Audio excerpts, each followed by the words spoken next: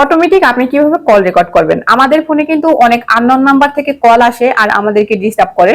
আমরা চাই কখনো কখনো এইসব কল রেকর্ড করার জন্য, কিন্তু বিভিন্ন অ্যাপের মাধ্যমে আমরা যদি কল রেকর্ড করতে যাই তখন কিন্তু একটা ওয়ার্নিং আসে যে আপনার কলটা এই মুহূর্তে রেকর্ড করা হচ্ছে, আর ওই পাশে যে ব্যক্তিটা থাকে এই ব্যক্তিটা কিন্তু এই কথাটা শুনতে পায়। তখন কিন্তু সে বলে দেয় যে আপনি আমার কল কেন রেকর্ড করছেন। আর যদিও না বলে, সে কিন্তু সাবধানে কথা বলবে যে আমার কলটা যেহেতু রেকর্ড করছে তাহলে আমাকে সাবধানে কথা বলতে হবে। আপনার কোনো অতিরিক্ত অ্যাপের প্রয়োজন নাই। আপনি আপনার ফোনে যে সেটিং রয়েছে সেখান থেকে যদি একটা সেটিং শুধু অন করে দেন তাহলে কিন্তু আপনার কলটা অটোমেটিক রেকর্ড হবে। কিভাবে কি করবেন খুব সহজেই আমি দেখাবো। এর জন্য চলে যাবেন আপনার ফোন থেকে, আপনি ডায়াল পেডে চলে যাবেন। এখন দেখেন উপরের দিকে এই যে 3 ডট একটা আইকন রয়েছে, এখানে ট্যাপ করে দিবেন। এখান থেকে এই যে সেটিংস অপশন রয়েছে এখানে আপনি একটা ট্যাপ করে দিবেন। এবার একটু নিচের দিকে আসবেন, এখানে এই যে কল রেকর্ডিং বলে একটা অপশন রয়েছে, আপনি এখানে একটা ট্যাপ করে দিবেন। এইখানে দেখেন এখানে কিন্তু আমার নেবার করা রয়েছে। এখানে দেখেন নেবার রয়েছে 7 দিন, 14 দিন, 30 দিন। এখন আমি যদি এখান থেকে এই যে 30 দিন সিলেক্ট করে দেই, সিলেক্ট করে এখান থেকে কনফার্ম করে দেই, এখন 30 দিনের মধ্যে আমার ফোনে যত কল আসবে সব কল কিন্তু রেকর্ড হবে।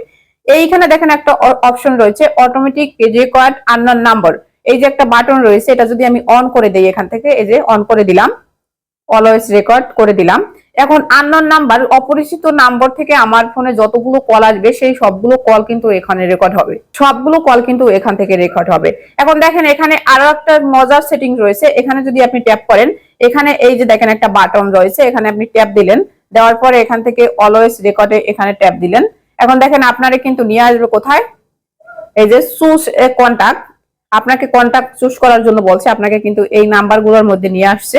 এখন এখান থেকে আপনি চাচ্ছেন, মনে করেন এই নাম্বারটা আমি রেকর্ড করতে চাচ্ছি, এটাকে আমি সিলেক্ট করে দিলাম, আবার এখানে ট্যাপ করে দিলাম, আবার আমাকে নিয়ে আসলো। এখন আমি এই নাম্বারটা রেকর্ড করতে চাচ্ছি, এটাও আমি সিলেক্ট করে দিলাম।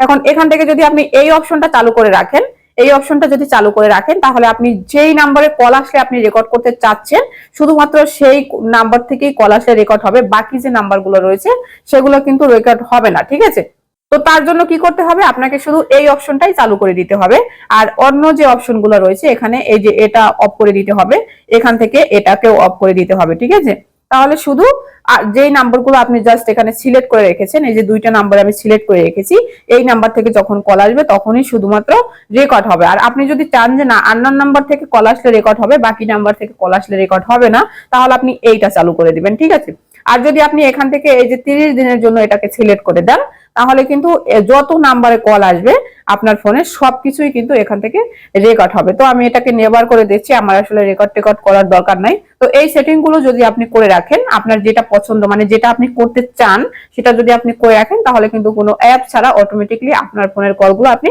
রেকর্ড করতে পারবেন। তো এতটুকু ছিল আজকের ভিডিও যদি ছিলাম আমি তামান্না মুস্কান। যদি ভিডিওটা ভালো লেগে থাকে তাহলে অবশ্যই একটা শেয়ার করে দিবেন। দেখা হবে নেক্সট কোনো ভিডিওতে, সে পর্যন্ত সবাই ভালো থাকবেন, সুস্থ থাকবেন। আল্লাহ হাফেজ।